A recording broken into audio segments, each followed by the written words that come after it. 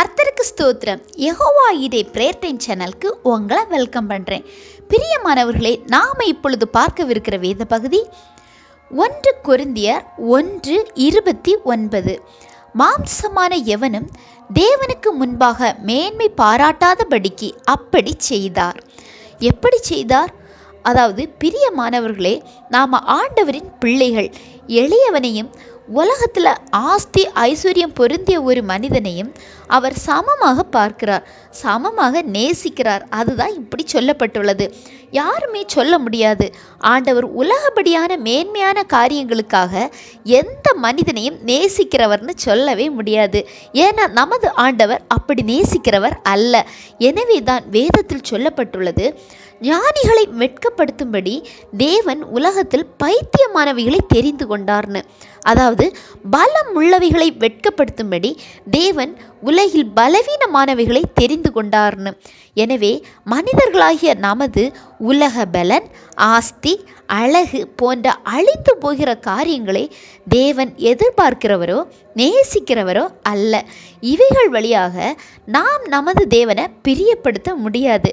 அப்படின்னா நமது தேவனை பிரியப்படுத்துவது எது? நாம் எப்படி மேன்மை பாராட்டுவது தேவனுக்கு பிரியம்?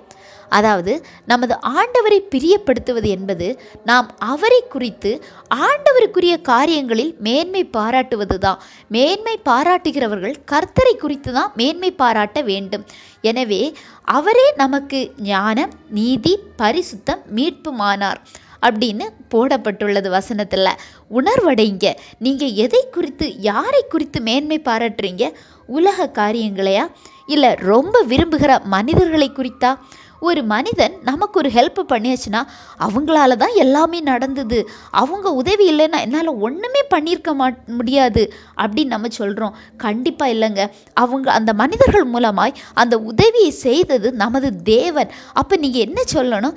என் தேவனாகிய கர்த்தர் அந்த மனிதர் மூலமாக எனக்கு உதவி செய்தார் அப்படின்னு சொல்லணும். மேன்மை பாராட்டுவது என்பது நம் தேவனை குறித்து மட்டும்தான்.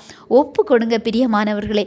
இன்றிலிருந்து உங்கள் பேச்சில் நடக்கையில் தேவனை குறித்து மேன்மை பாராட்டுங்க.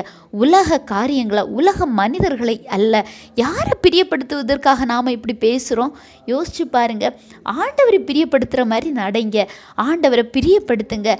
ஆண்டவர் தாமே இந்த வசனங்கள் மூலம் உங்களை ஆசீர்வதிப்பாராக.